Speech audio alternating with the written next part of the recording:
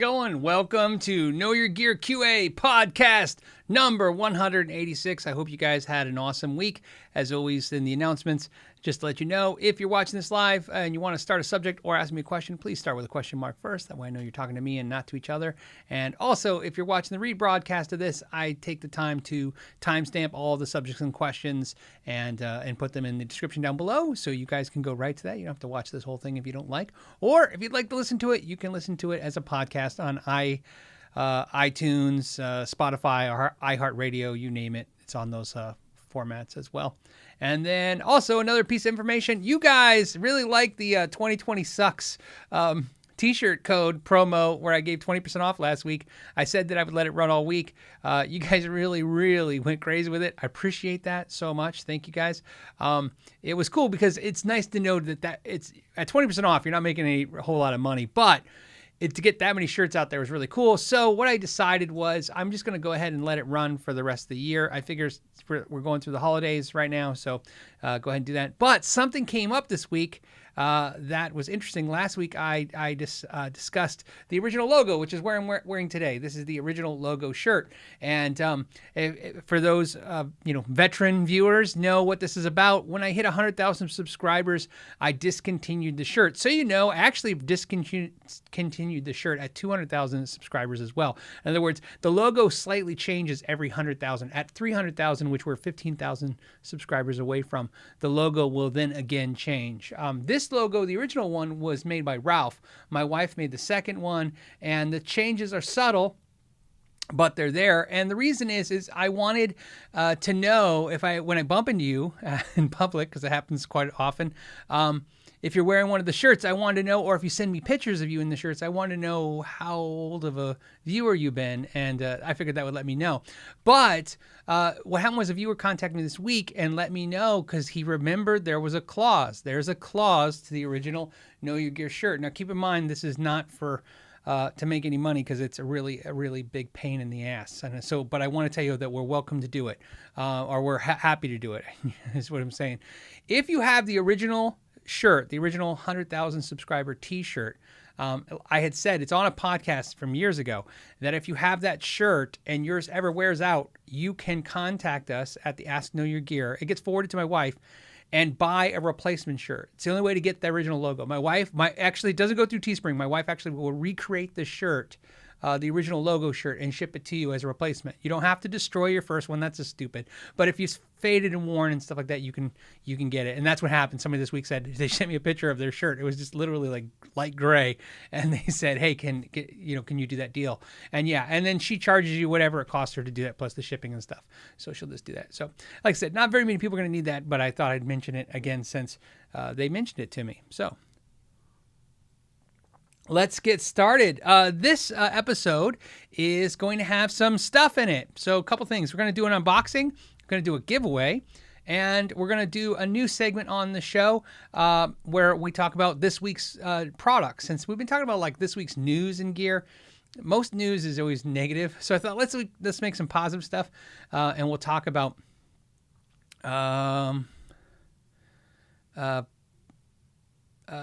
wait, what was I going to say? We're going to talk about some new gear. Sorry, I was reading. I just stopped reading while I'm talking. Sometimes that's one of the drawbacks of this. David Betts got a question with an angry face. It looks like me if I hold my breath for like probably about 70 seconds.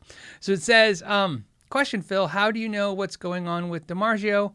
Oh, do you know what's going on with DiMarzio? I know they shut down because of Corona. They did. They're open again, but they're... Okay, go on. Hold on. I ordered in March, and they won't tell my country supplier anything yet. Put sales on. Look, David, I don't want to make any excuses for DiMarzio. I'm not here. I don't work for them, but I will tell you what I know because I am very friendly with them, including Larry DiMarzio. They're right now, I mean, literally as of today, concerned again that they might get shut down again, or if New York shuts down the schools, a lot of employees are going to have trouble getting to work because their kids won't have anywhere to go. So yeah, they have been pushing through this. If you're frustrated, I can understand. What I can tell you is Larry DiMarzio and Wilson, who I talked to at DiMarzio, when they were locked down the whole time, we were on the phone talking for hours about everything, you know, we could talk about. And I can tell you honestly, it's not an excuse, but they're way more frustrated than you could probably ever be. I mean, they're shut down. They can't help it. A lot of people understand that certain states in the United States are more locked down than others, and New York and California are definitely two of the biggest. So those manufacturers are shut down. So not only what I'm telling you is not only whatever your frustration is, it might get worse if they get shut down or have more, not shut down, but more issues because of shutdowns. So that'd be my guess, but they didn't tell me that. But I will tell you, you know, that's their daily, every day. That's what they're trying to do, is figure out how to get product out there and get stuff taken care of. Like every company I've talked to. All right. Let's see. What else? What else do we want to talk about? I don't know if I want to go right to my subjects or hit you guys. There was a super chat. Let me grab that since it came in early. The super chat was from, I'm going to say Tigrom01. We'll go with that. Tigrom says, Phil, what do you think about pedals to enhance the sound of acoustic guitars with the pizza system, right? To play fingerstyle, an example is the Boss 82. So what they're talking about is not like acoustic simulator pedals. They're talking about pedals like preamp pedals for acoustics. I like the Boss 82, especially if you have an acoustic with no preamp in it. That's I don't think you should run, a dead acoustic, or not dead, an acoustic with no preamp just to pick up into anything. It's not going to sound that great. In fact, even with onboard preamps, they're not that great. I use a Fishman Fluence pedal. It's not I don't know if it's the Fluence pedal. Fishman Aura system. I'm sorry, DI pedal. That's what I use, but I've tried many over the past. Boss makes the VE8, which is good. LR Bags has a great one. There's a ton of them out there. And then there's some cool ones that are lower price ones. I think even Fender has a couple that are cool, or at least one or two. But I like the Boss one if that's what you're interested in. The only thing is if you have like a Fishman Aura onboard preamp or anything like that on your acoustic, I don't know if the Boss is going to add too much to that, but it's definitely not going to hurt it. I don't have them out. Oh, they're over here. Okay, so my Taylors, my acoustics, I run them through the Fishman. That's just what I run. Acoustics are very hard to get good sounds out of plugged in. So you gotta use everything you can. All right. Excuse me. I try not to talk a lot throughout the day if I know I'm doing the podcast, and I did today. I had a lot of phone meetings. So I even drank I had a lozenge before to make sure I was fine. Let's see. What else? What else do we got? Hold on. And like I said, if you have a question mark first, just let me know. Brad wants to know if I got any P-Rails installed yet. No. All the videos that have to do with that stuff just started, as you can see, this week. You got the first one, which was the top 10 fret polishing systems. There's another fret polishing video comes out. So what I'm doing now is I'm filming them all in the new space. So all that videos, they're coming out now. It's just, like I said, I had to get all that done. So you'll see that. Stuff like that is on its way. Okay, what else? We also have easy to read name. It's an easy to read name. It says, hey, Phil, I replaced the 5-way in my HSS with a 6-way. Didn't know what I was doing, but it worked. And now I have one more position I didn't expect. Bridge and neck. Yeah, that's a good position too. Gives you the telly sound in the middle position, kind of the telly vibe sound. Have you had any happy accidents with modding? Oh, have I ever had any happy accidents with modding? I mean, not as many unhappy accidents, by far more unhappy accidents. Any happy accidents with modding?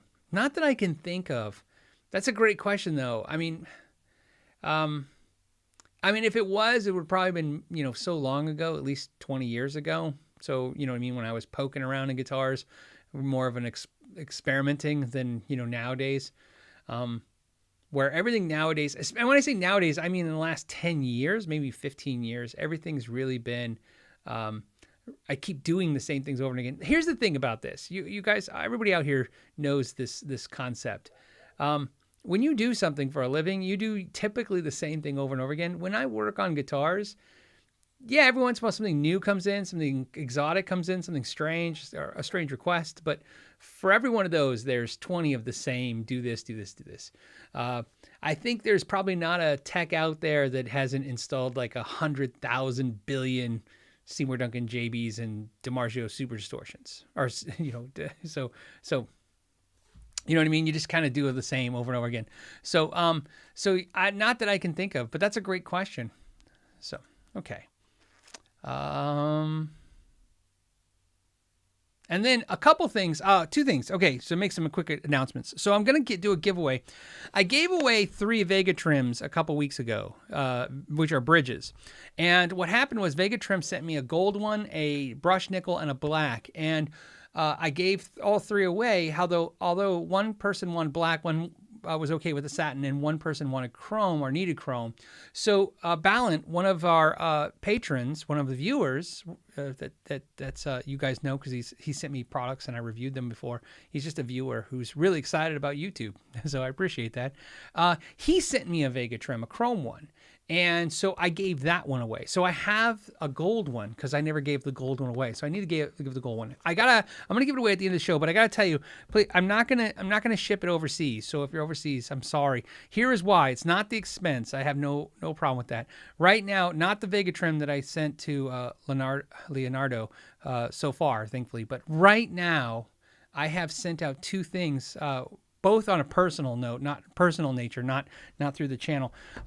Where one thing I spent $80 and one spent $100 and something, and they've neither of them got to where they're supposed to be, and they're just floating out there for a month or 2. It's very, very difficult right now shipping overseas. So the Vega Trem, I'd like to give it away, although it's got to be in the United States. I'm sorry, guys. I apologize. It's not even a cost thing. Even if you're outside the country and you just say, hey, I'll pay for it. It's not that.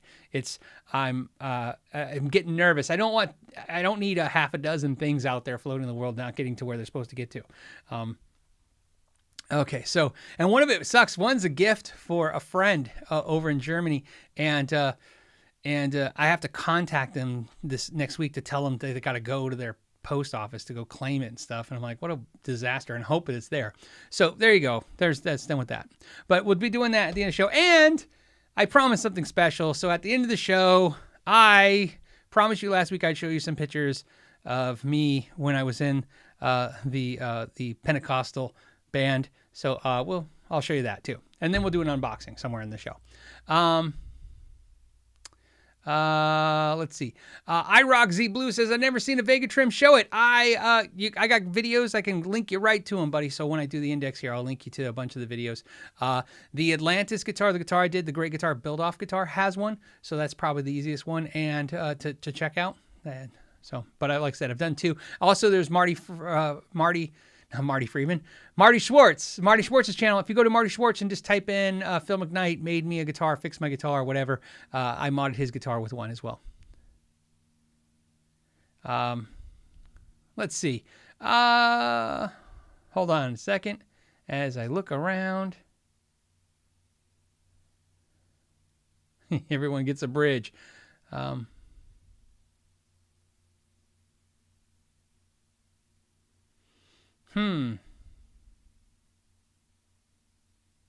I'm sorry, guys. I'm just poking around. Okay, so Matt's got a question. It says, hey, know any good tricks to keep a loose Strat pickup switch knob on? Mic keeps falling off. Love the channel. Yeah, you could, don't glue it. That's the thing I got to tell everybody. Please don't try and glue the switch tips on. First of all, 90% of the time it won't work. The glue, especially like super glue, just won't bond the plastic to the metal, and it won't work anyways. And heaven forbid the stuff drains down into your switch and causes problems there. The other thing is if it does work, then you can't get it off ever. So, and that's a nightmare too. I've cut enough of those things off over the years. To swap a 5-way switch or a 3-way switch. So what do I use? I use a piece of tape. I like Teflon tape. like plumber's Teflon tape. It works. I just put a piece over the top of the switch, not around the sides, on the top, so that man, sometimes I need more props. That's what I need. Like a performer need props. Like if this was the Teflon tape and my phone was the switch, I run the Teflon tape over it like so. In fact, since the white side up, like so, like that. Right? Like that.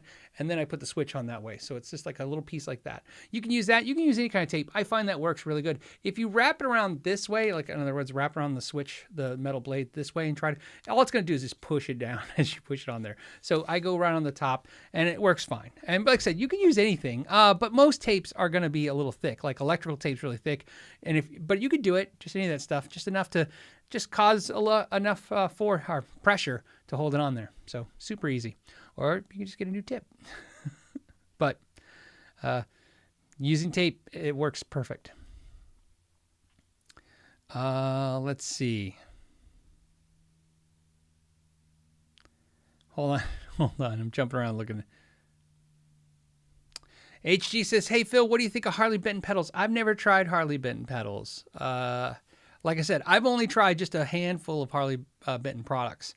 And everything I tried, I thought was pretty good. Like I said, they're definitely good for the money, for sure. So, okay, hold on. Sarang just did a super chat. He said, for the live show props fund. Well, what's good is, here's what's good. What's great. If you saw the new video this week, which was the 10 fret polishing systems, that was in the studio, the shop studio now. So now I have my office studio and then I have the shop studio. And the shop studio is actually, everybody's like excited about it. It's kind of fun. It's a funny, weird thing to be excited about. Everybody's like, I'm so excited. I'm excited. I don't know why you guys are excited. I'm excited because what happened is my shop area is almost half the size it was before. So it's a lot smaller. Not quite. It's about 30-40% smaller than it was before. So it's not like it got better. It got smaller, but now it has climate control. And so quiet climate control. I can actually heat and cool the thing quietly, the room. Where before, the only way to cool the room was with loud evaporative coolers. So that's why that's why I'm excited, because I can film in there more now. Right, because I can not only keep it cooler, warming is not a problem, but cooling it, but also they can run while I'm recording, so I can stay that way. So I'm excited. So obviously there will be the live stream. I'm going to do a live stream from there. I'm going to test it with the patrons first. We'll work out all the kinks, and then I'll do, like we talked about this. Remember we talked about this a few months ago. I don't forget about anything we talk about on these shows, so you guys know anything. Just some of you guys get frustrated because I'll talk about something and you months later you're like, or weeks later, sometimes months later, you're like, oh, we haven't done that. Everything is I write everything down. Not only do I have to watch every live episode of me talking and timestamp what I said, I actually make notes. So we had talked about months ago about doing the last episode every month from my shop area. And then that way, when you have questions like tech questions or tool questions, instead of just having a nice, background of cool looking guitars, I could actually go, oh yeah, it's this tool and this tool. And the camera, the rig downstairs, which is where I repair now, has 2 cameras set up. It'll probably eventually have 3, but right now I like 2, so 2. So there's 2 camera switching in there live. So I can switch to the down camera, so I can do this. So very excited about that stuff. That's like I said, everything, so everything you guys do, everything you suggest, I write it down. If it's practical, if it makes sense, if I think it's going to improve the show or improve what we do here, and it gets implemented at some point. So thank you. Oh, by the way, thank you, Sarang, for the super chat. Let's see. Okay, hold on a second. Kyle wants to know, are Grestch Electromatic still made by WMIC World Manufacturing? No, I don't think they ever were. So or are they made in China? How is the quality looking at the G5622T? So as far as I know, and again, but like I said, I'm going to give a guess, but my guess is pretty pretty backed by some information. As far as I know, Electromatic, as we know them, made in Korea, have always been made by Mir. Which is so in Korea, there's some factories, but everybody knows World. World's the one that got famous because PRS starts putting them on there, and now everybody goes, "Oh, it's World." World is obviously a large factory in Korea, but so is Mir.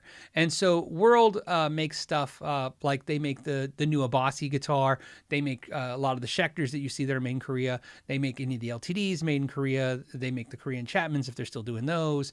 They used to make the Korean PRS, but those are now made by Court in Indonesia. And in the Mir factory in Korea, you're going to have guitar brands like Reverend is made by Mir, and Electromatic by Grestch is made by Mir. So Electromatic, for the most part, if it's hollow body, especially full hollow bodies, are usually made in Korea by Mir.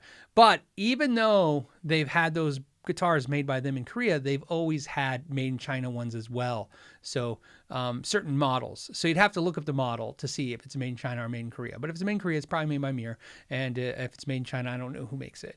Probably Court. That'd be my guess. So, because Court has a Chinese factory that does a lot of acoustics and hollow bodies. So it'd be a good educated guess to say that that's likely that they're one of the manufacturers, or, but I don't think it really matters. But yeah, otherwise, all the import Indonesian, all the Indonesian China Court, all the Indonesian, China, and Korean Grestches I put my hands on, for the most part, have been pretty good. If there is a Grestch that I put my hands on that's not very good, it's usually because it's like a lower price model and maybe something went wacky with it, fret sprout or whatever. But so.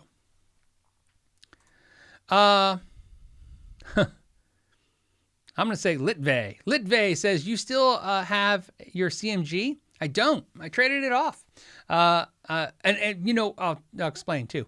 It says, I love the Casino ES125, then hollow electric. Did the CMG have acoustic resonance, or is it more like a weight relief? Should I hunt for one? It was acoustic resonant because it's super thin. It's not weight relief. The CMG, so he's talking about the CMG Ashley guitar, which I did sharpen my axe on. That guitar... Let me tell you that. So there was, I'm trying to think how many guitars there were. That was just one of maybe 3 guitars. That what I was trying to do was stop myself from buying a guitar.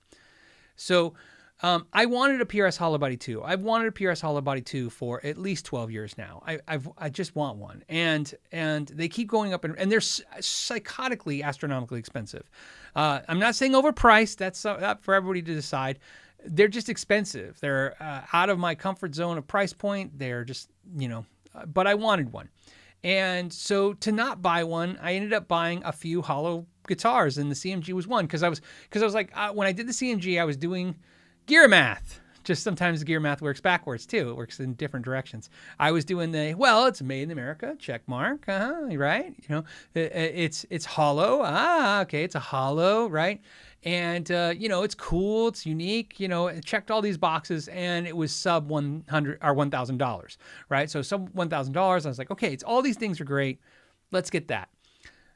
The problem wasn't that it wasn't great. The problem was it didn't fill what I wanted, which is what I wanted was I wanted the pizza system, or the piezo system. Piezo system. Piezo. There you go. It's piezo. I think the actual way to say it is piezo, but everybody will probably argue it no matter what you say, but I'm pretty sure it's piezo. But that's why I traded it off. I traded it off and got something else. In fact, I ended up getting a Taylor T5, which I have somewhere on here. Same thing. That was another guitar, just trying not to buy the hollow body 2. And my wife basically got tired of watching me go through this. We've talked about this, some of us, like I said, we've talked about this. Some of us were affected by the COVID financially, and some of us weren't. I was actually affected by it at first. It shut down my ability to do any repairs. It shut down a bunch of other stuff. We have some other businesses that just were affected. I had let's say it was pretty dark for the first 2 months of this, which is why I really, really liked having the podcast to talk about. You guys were like, please keep doing it. It's exciting. And so I was doing it. And it was really, at first, I was actually dreading it because I was like, I don't know how I'm going to talk about anything because I'm not in that mood. But I actually had a blast, and now I'm glad I did it.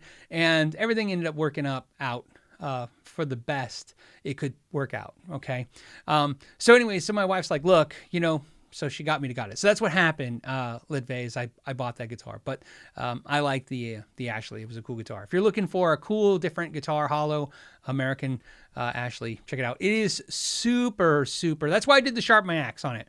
The Sharp My Axe on it was because the only complaint I have about the guitar is it is super top heavy, the neck heavy. But once I did that, once I took those big, heavy Grover tuning keys off, it really fixed the whole problem. It was really nice. So there you go. Like I said. And then that's what was going on next. Next, I was going to change out the pickups, and I was going to put a piezo system pizza system in it. And once I did that, once I started talking about that, my wife's like, just buy the guitar, the one you want. She didn't say it like that. That's just how I say she says things. She just said do it. Probably in a nice voice. Okay. Let's see. Hold on. And again, like I said, if you're talking to me, do the question marks first so I know you're talking to me. David wants to know, hey, Phil, do you talk to Godin? If so, can you do a review of their Strat and Telly shaped guitar around $600? I really value your opinion. I have not ever talked to Godin. The only conversation I've ever had, I've had 2 conversations with Godins, and they were both with Godin. Sorry. I've had 2 conversations with Godin over the years. Both conversations were when I did the how do you say their name, which is Godin. That was about how long this conversation is how long I talked to him. And when I did my best guitars, like under $1,000, and I put them in the #1 spot, they shared the video and said thank you on my Facebook. And then I said cool. And then I did the tap, which is, hey, if you ever want any more videos, I love Godin. And I don't get the sense, I could be totally wrong. If you guys see other channels maybe promoting Godin, I get the sense they're not wired for YouTube and social media. Some companies just don't get it. Don't get why, that tens of thousands, hundreds of thousands, thousands of guitar players watching another guitar player talk about guitars is a positive thing for them. I don't understand how they don't get it. And I can tell you this, the companies that's the part of I said this before. And again, that's what those QAs are about. Anything you guys want to know about what's going on, and we'll talk about it. Look, there are some companies that don't get it. That's a fact. And there are some companies that do get it. And the ones that do get it, that's why you keep seeing them on every YouTube channel. They're pounding it out, man. They're killing it. They're making all the money the other guys aren't. They're killing. There is no cheaper way to advertise a product. I can do a video and make a company $100,000 in profit off a video. And if they just sent a guitar, a $300 guitar to me, that's insane. Some of you guys are business owners out there? That's insane. I used to pay a fortune for advertising and get nothing in return. That is the norm. You pay a lot in advertising, and if it works out, it works out. But usually there was no way for small, mid-sized companies to get great advertising. In today's day and age, it's practically free. It's practically free. Especially like I said, if you have an interesting product, the way I do things, if you have an interesting product, I just will review it. You just have to send it to me, review it, send it back, and call it a day, because I know you guys are interested in it. You'll get views. It'll be exciting. If it's not an interesting product, in other words, I don't think a lot of you are going to like it, then, we talk. Maybe they have to leave it with us, or maybe we do the giveaways. I don't know. I try to find something else that will be exciting about the product. But sadly enough, companies like Godin that I really, really respect and like and recommend them all the time, they're just not really, don't seem into the platform. So, hey, here's the thought, everyone. Since I'm in this mood today, why not? Here's a funny thought. Sweetwater and Tolman, they get YouTube, and they're having record years, and Guitar Center doesn't understand YouTube. And how's that working out for them? See how funny it seems to be working out that way? So there you go. So if you're out there and you're a company and you're thinking about working with YouTube and Instagram and all that stuff, I highly recommend you do it. Especially you guys, you're small guys out of your garage. Do it. I have a lot of you guys, hopefully maybe you're still watching. A lot of companies have reached out to me that are tiny companies, like literally a guy or a gal in their garage knocking out product, have literally, I won't ever say this, because I don't kiss and tell, but I can tell you, and anybody long-term viewers know who I'm talking about. I've taken at least a dozen companies since I've had my YouTube channel and literally turned them from not even a company into a company because they got a shot here and then they got a couple other shots out there. So there you go. There you go. Hold on. Rich says Sam Ash is doing good on Instagram right now and a little on YouTube. Yeah, of course. Well, Sammy and Richard and Ben, Ben Ash, Sammy Ash, Richard Ash. Obviously they understand YouTube like everybody else. They were, in my opinion, a little slow to the game at first, but ahead of so many others, for sure. But yeah. I mean, I think to this day, I think I still have the most watched ever video with a Sam Ash, when I did the video in their Sam Ash, because I've done 2 videos at Sam Ash, 3 at Sam Ash. And they got it because obviously those videos are all the same videos. I literally just called either Richard or Sammy and said, hey, can I make a video at your store? And they were like, sure. They were super nice. Like, they didn't go, why? They just went, sure, we don't care what you do. And then later they were like, wow, that was crazy. I'm like, yeah, it was fun. Let's see. Ben says, Brent says, what am I grateful for? Because Thanksgiving's coming. Well, obviously, everybody's like, you're grateful that your family's healthy and stuff. Right now, I'm just grateful to be working. I'm grateful that people are, and my family and friends are healthy. And I could honestly say a year ago, 5 years ago, if somebody's asked me that, I would probably make a kitschy, like, yeah, I'm probably sure I'm happy that everybody's safe and happy. And then I'd say, I'm really grateful that I got a cool guitar. But right now, seriously, no joke, I'm very grateful that my friends and family are safe and that we're still able to make a living and keep going. And notice I'm saying all my friends and family are safe. I do have that. Unfortunately, I don't have all my friends and family are working right now or making money. So I have everything from good friends, close friends, to close family members who are not doing so well. So, but they will be doing well. So that's the good part. I'm an optimistic person that way. Let's see. What else? Quan Tran wants to know, hey Phil, what's that red guitar next to the bass? That is my Alvarez Scoop. I have a video on that, like 5 things you don't know about Alvarez Scoop. And then of course, I think I have a review of that guitar. If you want to see it, I have it out because I was doing something with it. Notice I'm not saying I wasn't playing it. I wasn't playing it. I was actually doing something with it. I was measuring it for another project I was working on.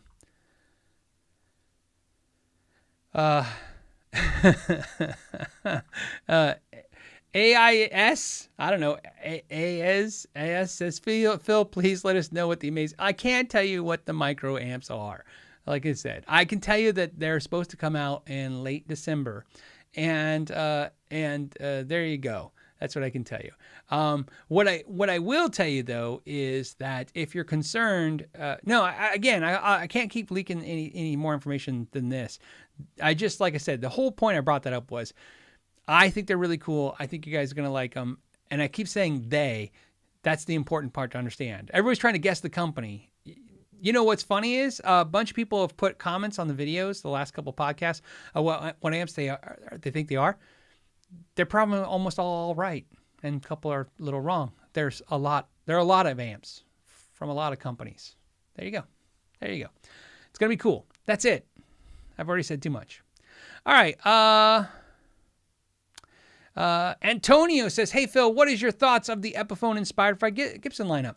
Okay, so great segue, Antonio. So let's talk about that. So he's talking about these guitars right here. I would have them queued up because each week now I want to talk about whatever new products are coming out. We'll explain that in a minute, why we're going to do that on the show, on the live shows.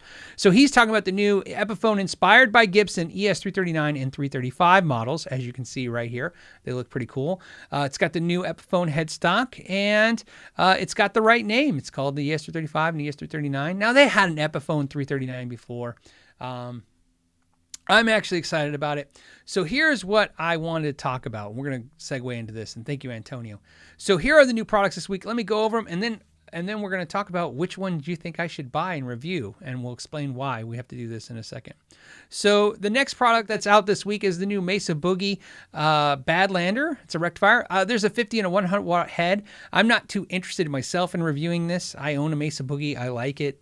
You know, I'm not really in the market for a $2,000 50 watt head right now because I have a bunch of heads, and I really like my Engel, so I can imagine, but I just want to talk about that. Another interesting amp that came out, if you guys didn't see it, was the new Nextone by Boss. This is like an $899 amp, and different than the other Nextones, which, you know, were kind of like the Blues Cube kind of a vibe of amps. This looks like they're trying to go for like a boutique, Katana on steroids with tube emulation and stuff. So $899, very cool. That came out this week. The other thing that came out this week was the new Friedman Smallbox. So I'm a huge fan of the BE100, or the BE OD, I should say, pedal. I still use it, and I love it as much as the day I bought it. And yes, I did buy that pedal. And so I'm imagining this has got more of that vintagey kind of crunch, and not as much as the high gain as the BE. So very cool. And interesting enough, let me go back to me on this. Weird thing, I put some links down below, and of course some of those are affiliate links, some are not, but the affiliate links, if you buy any of this stuff, you know, it kicks the channel a little bit, and it doesn't cost you anything. But the thing about the small box that's interesting is it's on Sweetwater, which is the link to you, on sale already. It's literally just came out this week, but it's already on sale for $169. So if you're thinking about getting one, it's $169 seems legit. Seems like a good price for that pedal. So yeah, so there you go. If you like the BE, I'm thinking if you like the BEOD, but thought it had too much gain, too fizzy, maybe this is, that's why I'm curious to check it out. Maybe I should get one. Of course, we talked about the Epiphones. Then the new Keeley Hydra. I actually was on the phone with Robert Keeley a few months ago when he was talking about this. He was super excited. This is like a $250 pedal. This is a really cool mashup pedal where it's got two different effects in one. It looks really cool as well. And then obviously Pedal Pal came out with the new, oh, this is the wrong one. No, it's the right one. This is the gold over, no, what is it? It's the Pal. So this picture is the wrong one. The one that's coming out, I actually have. Let me show you. The guys at Pedal Pal sent me one. I actually sent me one a while back. This is the Plexi emulator pedal. So obviously I'll be doing a video on this because they were nice enough to send one out. So that was really cool that it came out that well. And it's really interesting take on this. And if you guys know the Pedal Pal guys, look, in my opinion, no pedal company has more love for Marshall than these guys. Luis and Alvaro, I mean, literally, they eat, sleep Marshall tone, and they really know how to get it. So this thing's it's a really cool thing, and like I said, I'll be sharing it with you. The other thing is that came out this week was Lawrence. No, wrong one. Where's it at? Why can't I see it? Oh, I don't have it queued up. I don't have a picture for some reason in my system. So I apologize. I can't share it. Lawrence Petros Designs came out, redid the 68 Deluxe with a new look, a new metallic purple, and I put a link. So if you go, I'm sorry I don't have the picture, but you can click a link. I won't be reviewing that, but I'll be reviewing something else from him that's really cool. So obviously, I'm going to be doing those two. The Keeley, the Friedman, the Nextone, and the Epiphones, those four are the ones I'm considering buying to review. If you guys would love to put comments about which ones you think you should get, you guys, if you want to put the Mesa Boogie, if I get enough people, I'll do it. I've been doing more product reviews where I'm just buying the products again and doing it that way. Let's just say that's how it's going. You know why? I really thank you guys. And again, this is just a time to thank you guys. Thank you guys.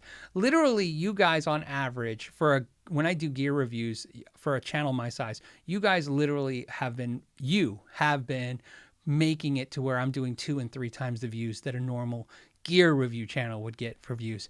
And you guys are really killing. And you guys are also very cool that you guys literally like stuff, I guess, because you buy off the affiliate links and that revenue. And it's been doing well enough to where I'm like, okay, let's keep getting gear and doing reviews and stuff.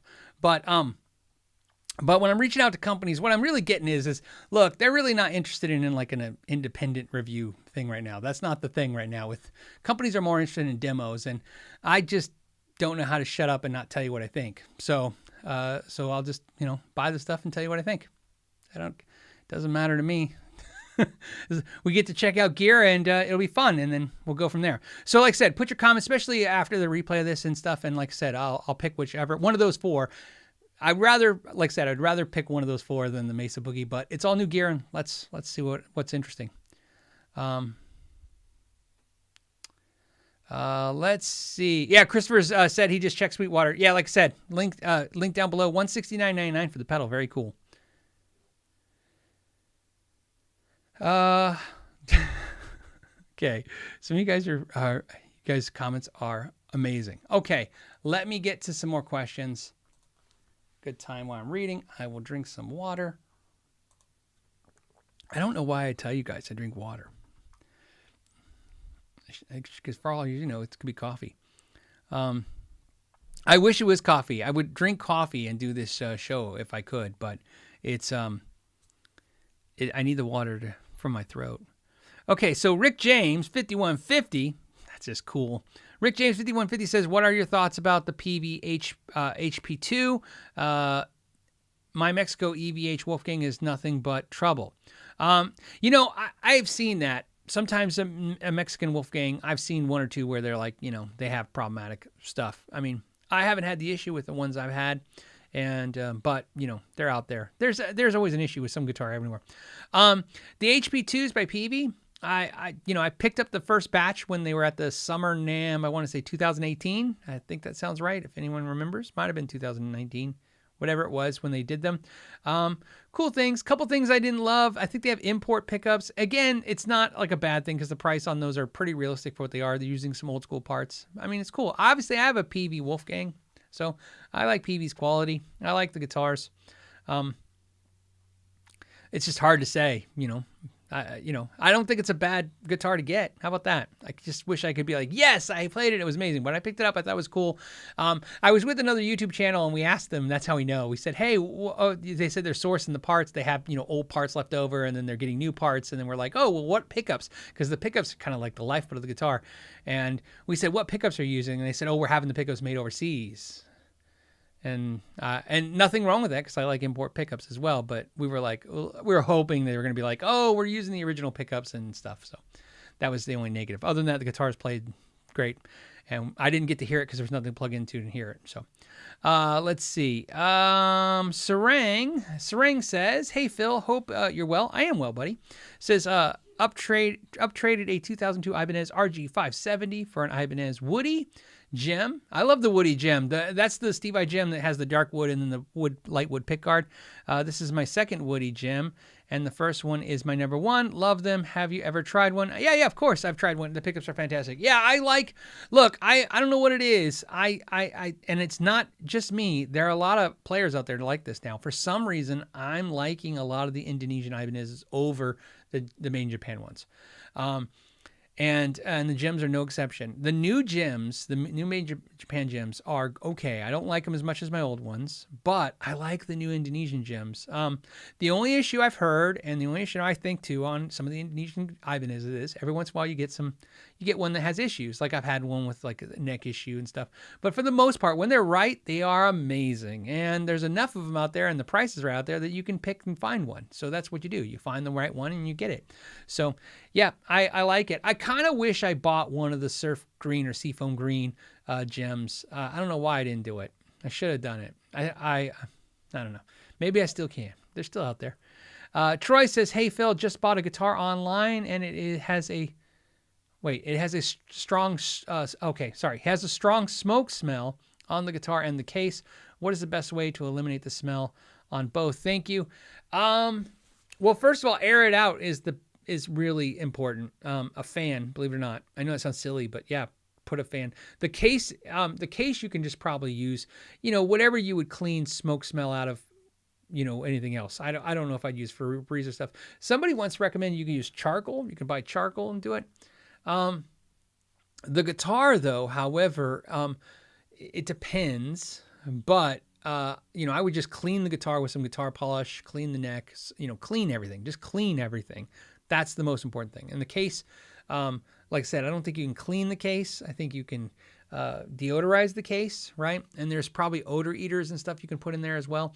But believe it or not, I've had great success with just literally putting a fan next to the items and just letting them air out. And that will reduce, you'll see how much it will reduce in just a day or two. So yeah, it's tough. I understand, man. If you don't like the smoke smell, it's a real hard thing to get past. I've had it on amps and the same thing. It's just air them out. In most cases, it never goes away. That's the bad thing. Some of you out there might have suggestions on it as well on how to clean it. In the shop, when we get stuff like that in the shop, we would just usually clean it. Like I said, clean it the best you can using whatever cleaners you like for guitars. Like I said, polish cleaners and stuff. Grumpy Mike says, the new shop studio looks awesome, and why not? Happy weekend. Great. Thank you, Mike. I really appreciate it. I enjoyed your video. I watched your video of your brother. Grumpy Mike's brother made him an acoustic guitar. So it was a really, really interesting video. I'll link it in the index because, like I said, it was just really cool to see. Grumpy Mike's brother literally just learned and learned how to build acoustic guitars. There's more to the story. I don't want to ruin the video, otherwise you won't watch it. It's like one of those trailers where it tells you the whole story. And you're like, why watch the movie? It's a beautiful work of art of guitar, and it was really cool to watch an unboxing like that. It's one of the things that I would recommend that if you're not going to see stuff like that too much on YouTube. That situation like that where somebody builds a guitar for somebody like that. So. Matt Presley says, know any good tricks to keep a loose Strat pickup? Oh, we already did this one. I'm sorry, buddy. Sorry, Matt. Let's see. I have no idea how to say this. I don't know how to say the name at all. I'm going to call it, I'm just going to read the question. I'm sorry. I apologize. There's so many letters in that name that don't make any sense to me. W-O-J. Why did I say zero? W-O-J-C-I. I'm going to say Woocheck. Oh, man. I apologize. It was fun to try. I'd love to see if what it is phonetically. Just supporting the show. Keep it up. Man, I appreciate that. I wish I could get your name right. I hope I'm close. Where I live, there's so much Spanish here. The J's are silent. So I always see it as Woocheck. Because like the C-I-A-C-H is like Czech Republic. So I'm thinking like Woocheck. I hope I would love to hear what phonetically it really is, since I butchered it. How are we doing on time? We're doing good. So we have time to do this. I'm trying not to sneeze. So.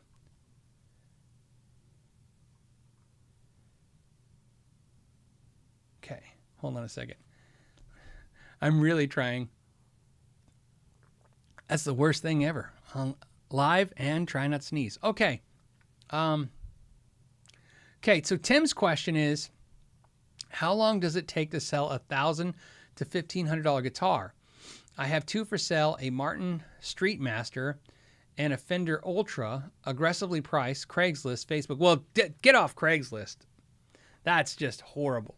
Craigslist is where you sell like your old crate amp for $30. That's where you sell that stuff. Every time I see anybody trying to sell, there's a guy, if you're local in Arizona, it's cracking me up. There's a guy on Craigslist trying to sell a Nuno Paduke N4. And I think originally he had it for like $1,600, $1,700, which on Reverb, they were going for $2,000. And then now he's down to $1,300 and they're still going for $2,000. I don't understand what he's doing. Just put it on Reverb or eBay. So yeah, first thing, get off Craigslist. If you guys don't remember, like I said, I tried to sell Craigslist my amazing marketing title. I think Craigslist should have this beautiful marketing title that I've come up with called Craigslist, where people with no money go to shop. And but I don't think they want it. But anyways, Facebook and OfferUp and stuff, that sometimes can do okay. You got to get lucky though, because again, you got to think about it. When you're on Craigslist and Facebook and that stuff, and you're looking for deals, you're looking for that impulse, like $200 pedal, maybe for $100 kind of deal. You're not looking for $1,000 guitars. You're looking for a deal on a $1,000 guitar. So I understand you're saying that you're being aggressive, but remember, you're gonna have to be real aggressive. Reverb, not my action after 30 days. Reverb. I think there's a mass exodus of Reverb. I'll tell you a funny thing. So I'm working on a project for a video coming up, and I needed something, and I couldn't find but like a half a dozen on Reverb, and I was like, man, what's going on? And then I went on eBay, and there was hundreds of them. And then I start seeing this now. It's like seems like a lot of people are going back to eBay. Maybe because of the price increase because reverb, maybe because there's issues reverb. I getting more and more complaints from you guys messaging me and sending me emails, making comments on videos that you're not having great experience on reverb. So maybe eBay is the way to go.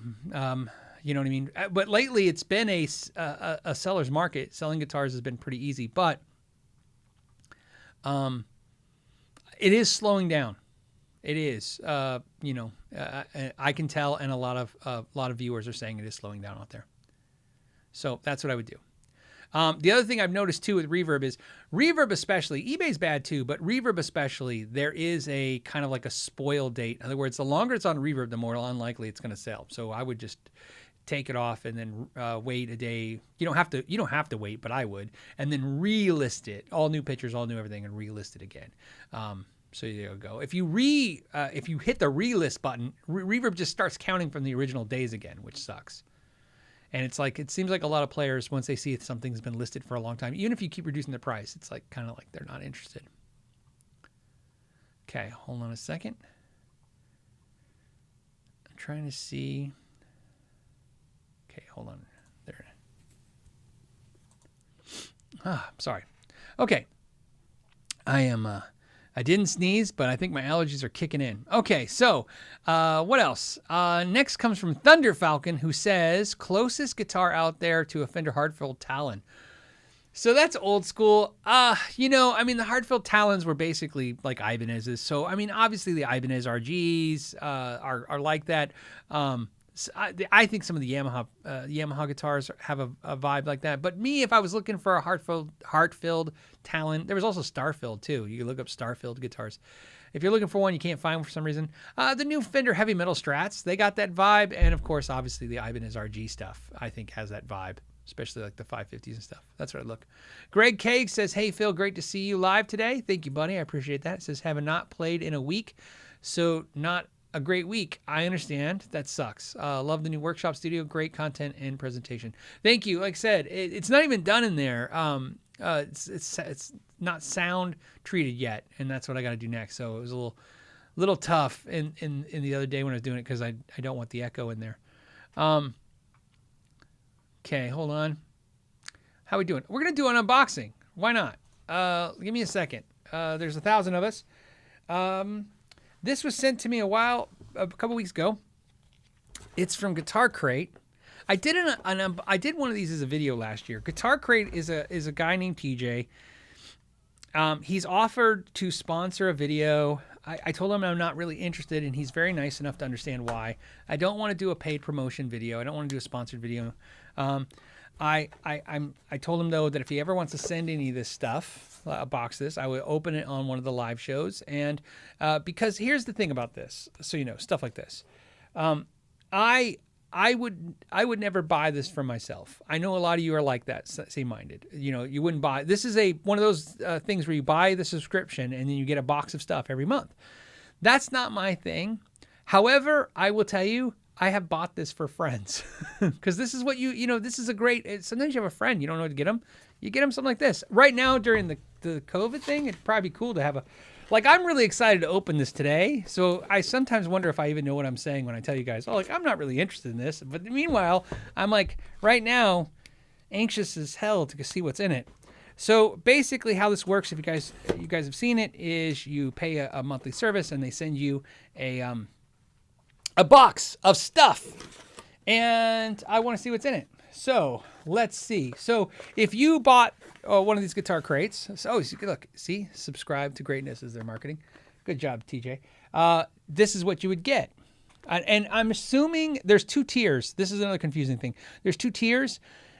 The last 2 he sent me were the more expensive tier. So this is the more expensive tier.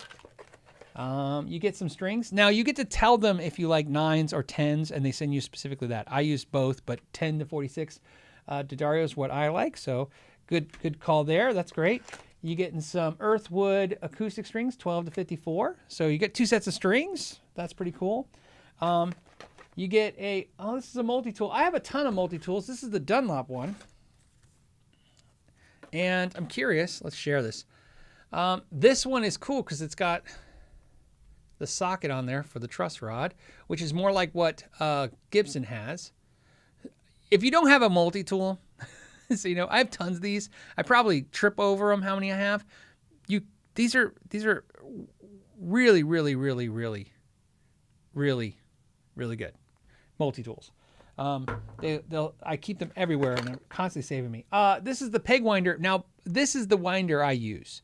A lot of you guys like the Ernie Ball makes a electric screwdriver looking winder. I use this on my my drill, and I also use it on my my cordless screwdriver. There you go. So love that. Good. That's good. This, I have no idea what the hell this is. I have no idea what this is. I don't know what I'm doing. I hope this is a fun video. I have no idea what the hell this is. It's like some kind of weird... Does anyone know what this is? It's like a weird puzzle. I don't know what you do with it. Maybe... Yeah, it keeps... look, I changed the shape of it to that. All right, you get this weird-ass thing that I have no idea what it is. And somebody will be like, hopefully will tell me. You know what's funny was? I was going to say, I should have said it. I was going to say, I'm hoping there's one thing in this box that I've never seen or I think that's really cool. Well, here's something I've never seen. I just don't know what the hell it is. At all. I can't even see. Like, it doesn't even say what it says. I have no idea. All right, there you go. This is your official demo of this thing that goes red and then goes black, and there it is. It's a pick. Somebody says it's a pick. It's a finger exercise. Maybe it's a finger exercise, like you just do. I don't know. I'll be Googling that. There you go. You get that thing. You get some accelerate. This is string lubricant. I don't use string lubricant. And this is also will clean your strings. But if I did, this is one of my favorite ones. The applicator on this is really good, like this. Music Nomad makes these. A lot of companies make this. This one works pretty good. I've tried this in the past from the DiMarzio guys. Pretty cool. So you get that. I mean, it feels like a lot of stuff. You get a bag of picks. It's the pick crate picks, but there you go. So that when your friends come over, they don't steal your picks. If you have friends come over nowadays, and then the box is empty after this. Empty. The last thing is a pick holder from Dunlop, and you get a pick holder. So you can see you get a bunch of cool accessories. Like I said, it's hard for me to understand this stuff because as cool as it is, I have all this stuff. So it's not like I'm out there going, wow, thanks guys. But like I said, I'm not exaggerating. I have bought a couple of these box kits or box subscriptions for friends. It's a good idea if you have no idea what to get somebody. Just get them a bunch of mystery stuff. Let me tell you, this is the weirdest way. Like I said, this is why Guitar Crate would never want to pay me or work with me because I'm definitely not selling this thing very well. So, but here's what I want to tell you. Here's what I figured out about Guitar Crate. I don't know if it's the coolest thing to buy, but it is the coolest thing to get for free. Like you get a box of stuff and you go, I just open up and it was really fun. So if somebody had bought this for me and sent it to me, I'd really like it. So like I said, since it's the holiday times is why I told them I'd open one and check it out. Because again, if you're looking for cool ideas for your dad, for your son, for your brother, for your sister, for your mother, there you go. You can buy them a subscription to this. There you go. All right. I thought that was fun. Eric the Red says I prefer fast fret. I have pretty much every single one of those, and fast fret is definitely really, really good. The only one I like finger ease, but I don't love it as much because it's kind of like you spray it. It's always, it works really great. I just don't like the liquidy part of it. But yeah, very cool stuff. I'll give props to Guitar Crate. That is if I was new to guitar or if I didn't have years of accessories stocked up in containers downstairs, I would be this would be cool. But like I said, if somebody sent this to me, please don't send me one of these guys. Guitar Crate did. It is cool to open. Like I said, it was cool, and I wanted to share it with you. So there you go. Okay, so let's get back to some questions. And Franco says, how much is the subscription? You have to look it up. There's like a $25 month one. Like I said, I think this is the more expensive one. And then he has a pedal one where you can get a random pedal sent to you every month. And that looks pretty cool too. And like I said, this is not, please don't put comments just as much, for my 2 cents. Don't put comments about what if it's a waste of money or not. This is not a practical purchase. You don't buy this because it's practical. You buy it for fun. This is fun. Sometimes you buy stuff for fun, guys. And like I said, if you buy something, my daughter, I bought her a subscription service thing to the products. And my wife said the same thing. She's like, you could buy all the stuff in that box for, if you buy them on sale. But, my daughter's face, when they get stuff is cool. You know what I mean? It's a cool experience. So, all right. Yeah, somebody's got to, dude, I'm telling you, hold on. I hate it when I don't read what you guys are saying. Vance saying, somebody's got to figure out what this is. You know what? TJ, who owns Guitar Crate, might be watching. TJ, I know I never answer your text and I'm horrible, but if you text me what this is, I promise to tell everybody what the hell this is. I'm really afraid that it's so this is the first thing I've ever opened out of something like this where I'm literally going, okay, it's going to be something. And then I'm going to have a moment like, of course it's a headstock. It's hard plastic. It looks like rubber. It's hard plastic. So, somebody says a toy. Maybe it's that simple. Maybe it's just a thing you fidget with. I don't know. I don't know. All right. Maybe it's like a fidget spinner. Okay, so we did the unboxing. We talked about the new products. We answered some questions. There's some more questions to answer before we go. And we still have a giveaway to go. And something I promised at the end, right? Something I promised at the end that I am definitely not excited about. I hope you guys know I love you guys because I do not know why I'm doing this. Brian says, at this point, I hope TJ's not watching. Look, man, TJ is a cool guy. He understands. I've been very upfront with him since the day I met him. He is a very cool guy. He worked at a Guitar Center in the accessories department, and he sold accessories at Guitar Center for years and years and years. And he said, look, and the number one thing, and I could tell him the same thing. I worked in the same thing. I worked at a store every day. A big chunk, I say it now, not most, huge chunk of people come in your store every day not knowing what to buy, either for the person they love or for themselves. They're like, come in, they're like, hey, I need some strings. What should I get? And it's just random. And you go in there and you get, most of you guys watching are guitar players. So you're like, oh, of course, DiMarzio. Oh, of course, Ernie Ball. Of course, Elixir. But not of course. It's not really that easy. Most people walk in the store and go, what kind of strings do I get? So he developed this idea to give you, it's not, everybody looks at this wrong. I'm sorry. Everybody, like I said, if you look at this practically, it's dumb. Here's why. But it's not a practical thing. I understand that if you go out and find all these things on sale, you'll save some money. The problem is he's saying, what if you don't know what these things are? But also, you're getting to try new things. Like I said, that's why I said I've tried so much stuff over the years. It's hard to find something I haven't tried yet, much less done a video on, but it's even tried. The whole point is maybe when you get this today, there's somebody out there, and I know right now, who are like, what's a string cleaner and why do I want it? Why do I need that? Well, now you'd be able to try it and have that experience. Think about this. If I didn't buy all this stuff over the years and try it, there's no way I would have a successful, I'll call it successful YouTube channel, where I get to talk about all the stuff that I've experienced. So there you go. It gives you a case, or gives you a taste. Did I say case? Gives you a taste of all this stuff is what I'm trying to say. And I think he did a good job. Everything in there would be something except for this thing, would be something I'd wreck. Maybe the whole point of this is so that it's a conversation piece. So when your friends come over, you can talk about this, because I will be talking about this tomorrow. I'm sure about it. Okay. All right. What else do we got? Besides some more questions. Okay. Let's knock out the couple last questions, and then we'll get to the end of the show. And what are we going to do? We're going to talk, who are we talking to? We are talking to, hold on. I got to get where I left off. Okay. The next one is from Guillermo. Hey, Guillermo. It says, a beer on me. Cheers. Thank you. Thank you very much. I appreciate that.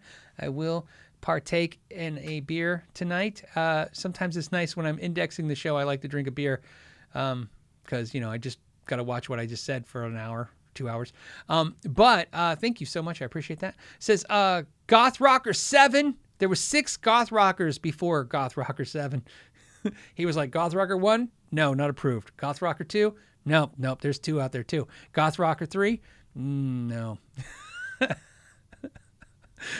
I always think that when I see somebody's name like that and then the number at the end, I'm like, I know it's probably he likes the number 7 or they like the number 7, but I also think like maybe they just keep trying until they got to that. So anyways, I should say they want to know my opinion on Kiesel guitars. Love your channel. I love Kiesel guitars. I own 3. I bought a Vader, which I love. I play. In fact, all my Kiesels are actually in front of me because I'm playing them right now. My Theos is the guitar that the Theos kind of ruined the AZ Ibanez's for me. If you guys know, I was really heavy on the Ibanez AZs. I love them still. Don't get me wrong. I still have a bunch of them. Right. And I was really like, oh, these are great. These are great. And then I got the Kiesel Theos. And then for some reason, it just really kind of just became about that. So when I go to grab one, I try to grab that one, or I don't try, I just grab that one. Like Kiesel.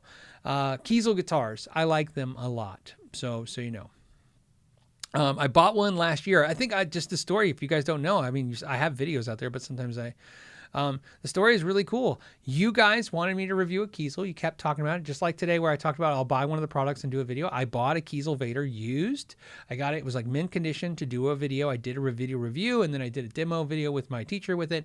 And Jeff Kiesel and Brandon from Kiesel saw it, reached out to me and said, we'd like to send you a guitar and do more reviews. I was like, great. So, and then they sold so many guitars, not because of me though. They sold so many guitars that, they really got to focus on getting you guys your guitars right now. They're doing some promotion stuff, but remember, a lot of companies right now are not really sending products right now to a lot of YouTube channels because you guys are waiting for the guitars, which is good.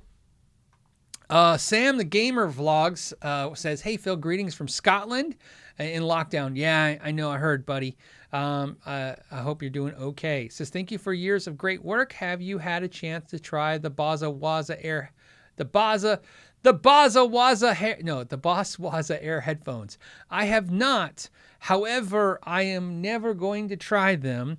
And I hate, like I said, one of the downfalls of having a live QA every week and doing content videos is I constantly am talking about stuff that I can't talk about yet because the video is not out yet. But let me just say that I had an experience a few videos ago. I reviewed the Cab M from 2 Notes, which was amazing. And I would dare say life-changing piece of gear. And I would never say that. I probably say that about 3 pieces of gear, especially on my YouTube channel for gear. Cab M, literally everything I was having trouble with in my life, Cab M fixed for me. So that was a great product. However, and in that video, I wore headphones. I wore the AKG canned headphones, and I said I never wear those because I usually never wear headphones. And so long story short, I've been on a search for a certain type of headphones, and I got them. And they're nothing like what the Boss Waza, and so I don't want to talk about them yet because I'm editing the video right now. Ralph's in the video too, and because he got a pair as well, and because I wanted to share the experience about this, so we'll be talking about that. It's nothing in competitive with Boss Waza Air or anything like that. And everyone. I was going to say, everyone's got the Waza Air headphones, so they're great. Actually, it's not true. So you know, everyone that I've ever talked to who got whether they're a YouTube channel or they're a viewer who got the Boss Waza Air headphones, have definitely divided into 2 categories, in my opinion, of what I perceived. So it's what I perceive. Half of them got it, they love it. The other half loved it when they got it, but immediately just didn't love it anymore. So there seems to be everyone seems to have the same initial reaction to them, which is they like that. I was like 100% of everybody was like, it was great. But I noticed over time, half of them just went, not my thing. But the other half still likes it. So what I'm saying is if you decide to get set, you have a 50-50 chance of keeping them. Mathis wants to know, hey, Phil, it says Sweden. I'm gonna say it says Sweden because it's sweet. It says Sweden fans send love. Thank you. Spot on with advertising comments.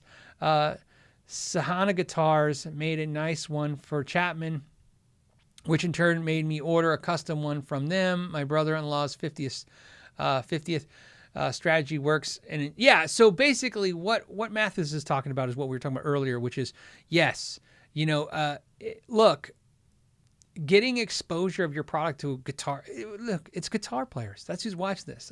There's very few non-guitar players watching any of these videos, these guitar-related videos. So yeah, having your guitar product placed in front of people is obviously has benefits, but how cheap it can be done now is crazy. And again, I say this to you because, again, I'm not talking to you, the viewers. I'm talking to the companies that are watching, if they're watching. And most of the companies watching are actually, they already know this because that's why they're watching, to see what's going on out there, get a pulse of this sector of the market. But here's what's great. There's so many ways to be effective. You can pay channels and they'll do demos and they're effectively great. I mean, right? Let's be honest. I think I've said this. I think the first time I ever met Pete Thorne, the first thing I said to him, I think was, I think I listed off to him randomly all the things I bought because of his videos. It was like the first thing I said to him. I got to meet him and I go, oh, I was at an event and I met him and I'm like, oh, Pete, I just want, because of you, this is what I bought. And I started rattling off all the stuff I bought. And it happens, right? You get to see stuff. And then, but like I said, sometimes, if you send out product, you're gonna get it in front of people. If you find it's small channels too, all channels are effective. So you guys know, a lot of you guys that are watching are smaller channels. They're highly effective. Everything's for the price that it's going to cost you, whether it be shipping charges, whether it be free product, whether it be money changing hands, whatever out there. It's highly effective. So, let's see. Hold on. It jumped again. I appreciate you guys. Says, Scott wants to know, says, hey, I've watched a bunch of your 20-ish watt amps. Which is your favorite and why? My favorite amp right now is my Engel Fireball 25. That is my favorite amp. And I mean a lot. I mean, I like it a lot. I said it in that video, and I think that kind of summed it up. It's not better sounding than any of my other amps. I think I like the high gain on the Engel more than my 5150. Maybe H5150, maybe. I think I like the gain a little more than my Mark V high gain, I think. If not, like I said, worst case, I like it as much as them. But I like everything else. I love the clean tones. I love the crunch. I get everything out of it. But I go through moods, obviously. And what I can tell you is I can tell, regardless of how long I've had a product or how long I've kept it for a long time or either short time, I can tell if something's going to stick around. The Engel's going to stick for a long time. There are certain amps like like the Friedman Dirty Shirley, my Maz 18 by Dr. Z. They're amps that I like them, and there's something they do. And what I do is I don't do what most guitar players who have a ton of amps do. Like, oh, for this sound I go for this amp, for this sound I go for this amp. I'm the opposite of that. I plug into an amp and I play that amp all the time, and then I burn out on it, so I stop playing it and I go find another amp and I play that amp for a while. And that's what really happens. So sometimes for some reason, and I'm so happy, like over the years, like my Mesa Boogie Mark 525, there's probably 20 times in my life since I've had it in the last 4 years that I probably would have sold it and I would have regretted it because every time I thought I was like, maybe I'm over this, I put it away and I play the other amp, and then one day I pull it out again and I play that for months. So it's a nice way to keep things exciting. Will says, are you still digging your Kiesels? Oh, we just talked about that. Yep. How would you compare them quality-wise to Music Man? I bought a Cutlass on your recommendation. The ones I have are fantastic, okay? I have friends who bought Kiesels, and they've had issues with Kiesels. I had no issues with mine.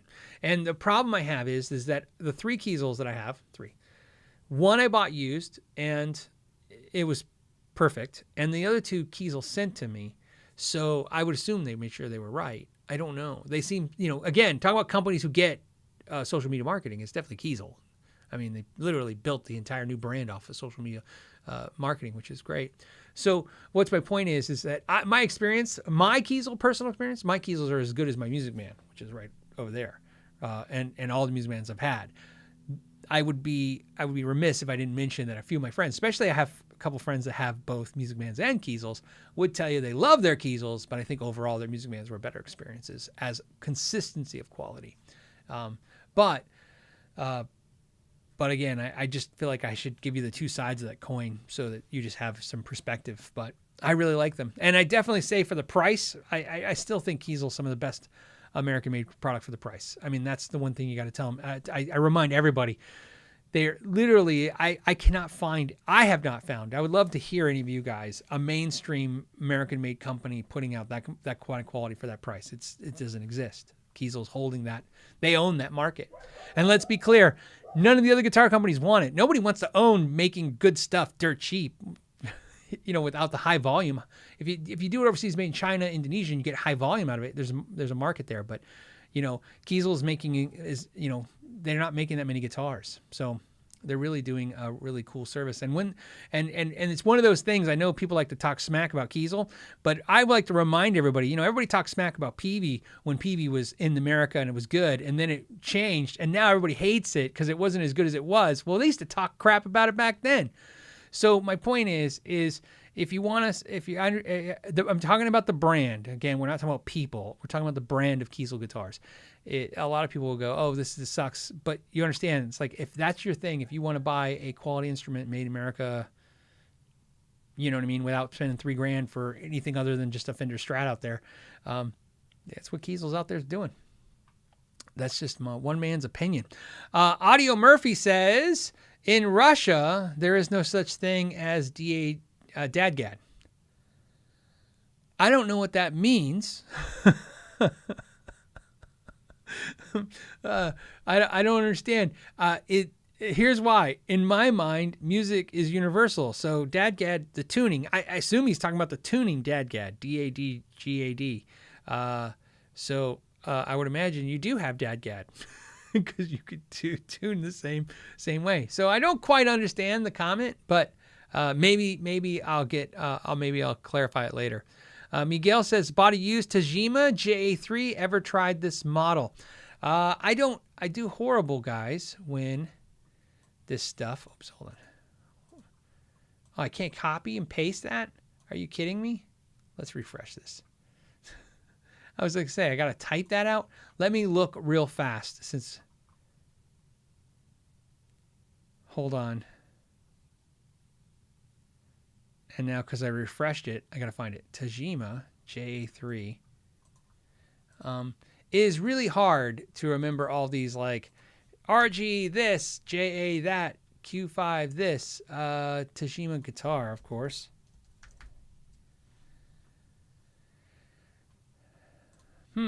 Let's see what it pulls up. Oh, you know what? I have not tried this guitar. It's a Strat style guitar with no finish is what I'm showing, the JA3. The Tone King, Tajima sent the Tone King this guitar, and he talked about it on a live show. And he told me he liked it. So I have not.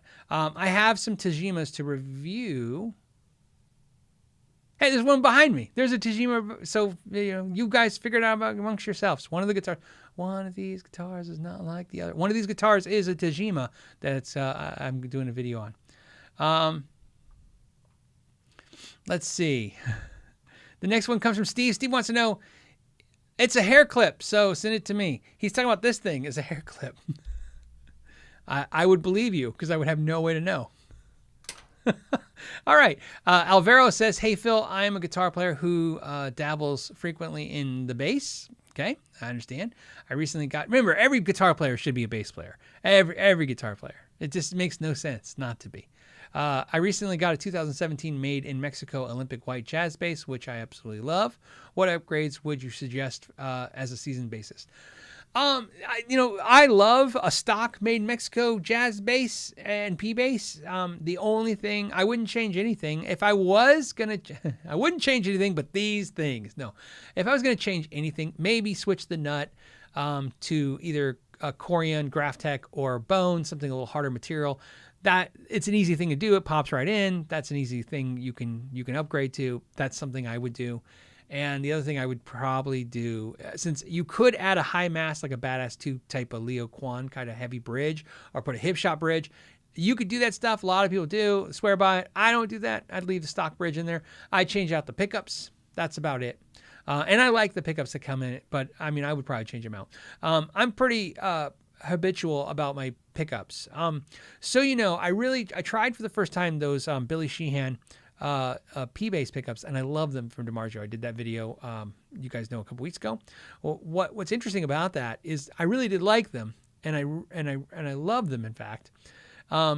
But every bass I play have Bartolini's in them, except for my Warwick, and it's because they put the MACs in there, and that's what they put in there. But I was going to change out to Bartolini's as well. I put Bartolini's in almost all my basses. So the reason I tell you that is I have Bartolini J bass pickups just laying around. If I had a white jazz made in Mexico bass, I'd probably just stick Barts in there just because I have them and I like them. But no, man, that's what's great about made in Mexico instruments. Stock, they are fine. Ambrose says, have you ever played an upright bass, or have you ever made a video on it? I have not. I have played an upright bass. I used to own an upright bass. I mess with it all the time. And what I can tell you from that experience for me was, it was the don't try to serve too many masters kind of thing. I feel like every minute I was spinning on that. I bought an upright bass and I started playing upright bass because I thought if I could get this down, if I could learn the upright bass, it would just make me a better bass player. And what I learned was nothing from that was transferring. And I've heard stories where bass players play upright and then they master the fretted bass so much easier. For me, it was not happening that way. It was really just like I felt like I was putting a lot of effort into a different instrument. And so I, after about 2 years of messing with one, I stopped. So that's what happened. I sold it. And, Great Team Hero says, I have a PRS CE. CE meaning the bolt-on neck, made in America guitar. Same year, same pickup, etc. They sound completely different. Is this common? Would the wood really change it that much? Everything can change the guitar's sound. So yes, absolutely. The hardest thing for me to ever get past when people talk about tone woods or whatever the hell you want to talk about, when it comes to the way a guitar sounds, is that phenomena. There is a phenomena that is absolutely consistently true, which is you can get two identical instruments, the identical weights, the same pickups, right? Same height on the pickup, same action, same strings, same everything, and they just sound different. The differences are subtle. See, the problem with sometimes on YouTube is somebody will take two instruments and go, look, and they'll strum them and they go, they sound the same. Well, yeah, they're very similar, but like your problem, which most guitar players have, which is what I'm always talking about, is you're having an intimate experience with your instrument. You're playing it. You know it, right? You know the way it sounds, okay? There's a reason why a mother walking through a grocery store, when she hears a kid scream, she knows it's not her kid, right? Like, you ever notice that? It's like a very dad thing to do. You're walking through the store and you hear a kid scream and you're actually like, what? Right? Like, what's going on? The moms, they know. They're like, that's somebody else's kid. They know what their kids, 10 kids standing there, one kid screams, they know that's their kid, right? That's that. So if somebody said, oh, all kids scream the same, that's the same argument. Yeah, you're right. They do. All the kids kind of sound the same. But ask a mom, she'll nail her kids scream every time. So same kind of logic here is that you're having an intimate experience with two guitars. The difference to you is different. I can honestly tell you can make a video of those two guitars and go and say, oh, don't they sound the same? And everybody would agree with you. They sound the same. And if you said they sound different, some people would agree they sound different. But so to answer your question, there's nothing you can do. Nothing I found that you can do. The variances are probably in small amounts in the pickups, but I can tell you this: I've done the thing, and this is maybe one of those relatable moments again. Let's go on this tangent, okay? This is a good tangent. We're going to go on it, okay, guys? Every guitar player that I know, that especially who buys multiple guitars, has had this experience. This is a very common experience. You buy a guitar. Let's say, for this sake, we're going to say his CE24s, right? His PRS. You buy one, and it plays and sounds great. And you love it. But you bought it in the store, and it was the wrong color. It's this color you don't like. It's baby puke, right? Or whatever. I don't know. Let's just say it's purple. You don't like purple. It's purple. You don't like the way, you don't like the color, but you love the way it sounds and plays. So what do? You buy another one in the color you love, and you get it, and it looks beautiful, but it doesn't sound and play as good as the other one, right? Not only has all of us experienced that, I have gone down with customers down their rabbit holes, and then my personal rabbit holes. I've done stuff where I'm like, okay, I'll swap the pickups, and then I swap the pickups, and the one that's ugly still sounds better. I'm like, what happened? And then I'll swap the necks, and it's weird. It's weird. And I'm not saying the tone was in the wood of the body. What I'm saying is the tone is a sum of its parts. And just sometimes that's how it works. And I've tried this so many times. On this channel, you have seen me do it. You have seen me over and over again with multiple of the same guitars in different colors. And it probably doesn't connect to a lot of you. But if you see me with the same guitar in 2 different colors, it's that exact same thing's going on. I'm like, I got this one, I got the color I like, but I got the one I love the way it plays. I have 2 PRS Miras. I've talked about this. I have 2 Miras. One is beautiful, and one is the one I play. And I don't know why. I still have the one that's pretty. It lays around. One day I should sell it. It's just a waste. But I bought it because I thought the one I have is kind of basic, and I wanted the flame maple top one. So to answer your question, I wish I had a great answer for you on what to do, but yes, it is very common that 2 instruments that are identical in a lot of ways sound the similar ways. The only thing I can tell you is, without going down any dangerous rabbit holes with it, definitely make sure your pickup heights are the same. Definitely measure your height of your strings. Make sure your setups are the same. Those things can have a massive effect on the sound. So what I'm talking about is not so basic as, I'm assuming you covered those bases, and now we're on to the deeper part of the end of the pool of tone craze, okay? If you're in the shallow end, let's just make sure that you've taken care of the basics, which is please make sure that your action's set correctly, your pickups are set correctly. I have a video called, don't buy pickups since you watch this video. It shows you how you just plug a guitar cable in a multimeter, and you can multimeter your pickups. And it'll give you, do that to both your guitars, watch that video, and make sure that the pickups are metering the same. Remember, just because it says it's the same pickups doesn't mean it is. And also, even sometimes, remember, guitar companies do all kinds of weird stuff. So even American-made guitars, nobody is free from defect. Like I said, you could have a different set of pickups in there. They could have different specs. They could have different wire. They could have had, there's all kinds of things that could have happened to those pickups. They could be wound more, like I said. And so if you meter them, at least to give you a range, you'll be probably going to be close to each other. But if they're not, then that tells you something too. So yeah, we've all been down that road, and yes, and that's why I tell you all the time I've given up. So when I find a guitar, and it always happens to me, I am just as cursed as everyone else. Every time I pick up a guitar and I go, I love this guitar, it is not the color I wanted, and I end up just going, well, I'm going to have to learn to like this color. Okay.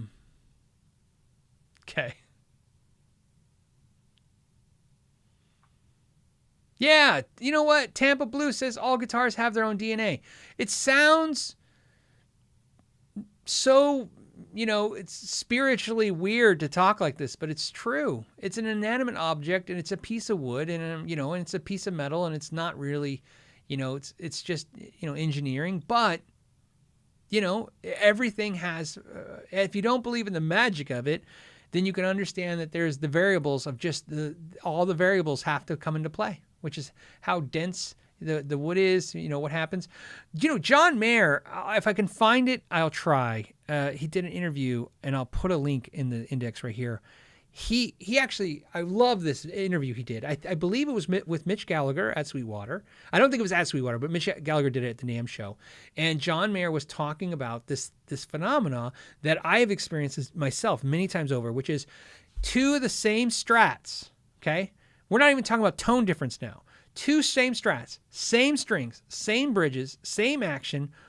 One is easier to play. The strings bend easier. I went down that rabbit hole so far to know, that's why I told you guys all springs are not the same. So sometimes when you guys mention that, you got to make sure your springs are all the same, because there's all springs are not the same gauge of wire spring, and some of them are worn down and some of them are cheaper metals, and so they have different feels to them and they can react differently. But factoring all that in, he was saying, I can't believe it's true. I have the same issue. I have guitars that I play, and they play like butter, and then I can get that same type of guitar, and for some reason I can feel it when I bend, and I can hand the two guitars to somebody else, and they go, I don't know, it feels the same to me. But again, I have that intimate relationship with my guitar. I know it. I know what it feels like. I know what it sounds like. So much so it's like ingrained in, hours and hours and hours of playing time. And so, yeah. And so 2550 Marshall says only experienced guitar players since that. Well, yeah, it actually, that's a perfect way. I like that you said experienced guitar players, because then there's always this argument on only like really good guitar players versus, not so good guitar players, great guitar players versus crappy guitar players, hobbyists versus, pros. And I find that's not actually all that factors in. What factors is in, like you said, experience, how long with the instrument, how long doing something. So there you go. Let's see. Okay. All right. So is it time to do a Vega Trem giveaway? How should we do the last one we did? I just had you guys name the video I did with the Vega Trem. So I think we're gonna go for speed. So here's how it's gonna work. Okay, ready? Remember, you got to be in the States for me to ship this to you. I apologize to everyone else. This is for a gold one. Now, when I say this is gold, I got to open this because here's why. I don't want to just give this away, okay? I want somebody who can use it to use it. I don't want to, you get it, it sits on your counter, and you don't ever use it, okay? But this is beyond just gold, okay? It's this really cool, like satin brushed, like bronze, and it's got a little bit, I'm opening up the, see, it's a satin. So I say gold, but I want you to be really clear. It's like almost like brass. Okay. All right. So it's beautiful, beautiful kit. I'll ship it out. It's just like last time. It's going to take a few days. So midweek, because I got to get my wife to do it. So here's what it is. The first person to tell me, you guys ready? I want to just type in the guitar you would use this in. Your guitar. What guitar you're going to use it in. Type in your guitar. The first guitar I see, the name of guitar I see, you won it. And it was Miguel. He said I could use it in my Tajima JA3. LOL. Done, man. You just won, Miguel. That was the fastest. Miguel, if you could, please, you got to email me. Well, two things. Make sure, confirm that you are going to use it in that guitar, so we know I shouldn't be looking for somebody else. So as soon as I see you say, give me a thumb up emoji, or just say, cool or yay.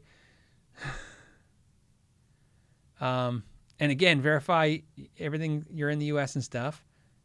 Yep, he says he's ready. So Miguel won it. Miguel, all you got to do is send me an email to askknowyourgear@gmail.com. So again, it's askknowyourgear@gmail.com, and just put in the subject, Vega Trem or you won, and I'll get your address, and I'll get this out to you. Like I said, it's going to take a few days before I get it out, just like last time. I always say get it out, but I don't get it out first thing Monday morning. I always give it to my wife, and then I ask her, please, could you do this for me so I don't have to do it. So, and I should always thank her for that. So cool. So we gave away a Vega Trem. Miguel, I would love to hear later too how it worked out on your Tajima and stuff. So,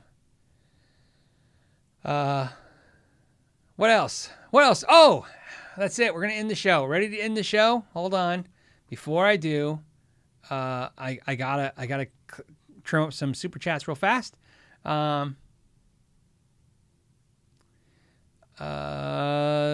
We have, David says, it's a fiddle. Oh, dude, he has the answer. David, this is called a fiddle link hand exerciser by DiMarzio. There you go. I don't understand. See, that's why I was thinking you guys might be right. Oh, I guess kind of like, yeah, you work it in your hand and it's like a thing. Well, you know what? If sometimes TJ watches the replay from Guitar Crate. TJ, you didn't win. It's a Mortimer bet. You get $1. I'll give you $1. You won the bet that we didn't have. You found something I'd never seen and didn't know what it was. So there you go. If that's there you go. There is your marketing commercial for you guys on Guitar Crate. I'm not saying this is cool because I'll mess with it all week. I'll let you know next week if it's cool. What I will tell you is this. I've been such a cocky ass about Guitar Crate. I love the product idea. I love the fact that if people out there want it, like I said, I've used products like this for gifts and stuff, but the whole time I've been going like, yeah, the only problem for me is they're going to send me all the stuff I already have and experienced. Well, there you go. He sent me something. I have no idea what this was. So there you go. So I guess you never say never, right? And you've humbled me a couple steps, my sir. Thank you. And thank you, David, for telling me, because I was thinking, that maybe this was accidentally put in there by like, I was like, well, maybe he's got a kid. It looked like a one of those chew toys for babies. So there you go. Thunder Falcon. Someone asked about the Wolfgang basses. Will it happen? So you guys know, a lot of you guys had mentioned when we talked about the Eddie Van Halen brand and how it continue, and I mentioned that Wolfgang had basses and I thought they were cool. Thank you guys, because you guys sent links that Wolfgang was on Howard Stern and a bunch of other places and said that he wants to make the basses happen and call the basses an Eddie. So he wants to make Wolfgang basses and make it homage or an honor of his father, which I thought was cool. So yeah, I saw that too. I don't know if that's going to happen, but I saw him talk about it. So there you go. That's always, that actually was cool, right? The idea of that. It's always nice to see. Like I said, I can't imagine anyone could take the reins of that brand any better than Wolfgang, since, him and his father, obviously it's his father, and they're friends, father and son, and fellow bandmates. I'm going to say Altacolor LLC says, should I poly my GNL ASAT tribute neck? I don't like the raw wood fill. Also, how do I deal with a pearly gates in the neck with a how do you deal with it? With an MFD bridge pickup. How do I deal with a pearly gates in the neck and a non-MFD bridge pickup? That part I don't quite understand the question. I apologize. Should you poly your neck? If you love that guitar, it's worth putting that time into. If you don't like the raw neck and you love the guitar. Now, here's the thing. This is my advice, and it's just advice. If you think that you're going to do this to this guitar and then you might love it, don't do it. I always say this. Don't mod things you don't like or love thinking that it might turn out. You're at the casino, man. You're just guessing. And you might be right, but you'll probably be wrong. If you love the instrument, but there's a thing that's bugging you or a thing you don't like about it, do it because you love it. So obviously all you're going to do is just make it better. So that's usually my recommendation for mods. Mod things you like or love to make them better. Modding things you hate to see if you like them. More times than not, I have done that for so many. And again, maybe it's a pessimistic me, but I've done it for so many customers for so many years. It's very deflating. You know what I mean? They come in, they're like, oh, I hate this guitar. And so you go. This is the same thing I would tell you if you were trying to give me money to do the mods for you. I would tell you like the same advice. I give everybody the same advice. It's your money. I'll do what you ask, but I don't recommend it. So on that note, like I said, if you like the guitar, do the mod. And if you don't. Ralph 20, but it's not Ralph. It's like Ralph.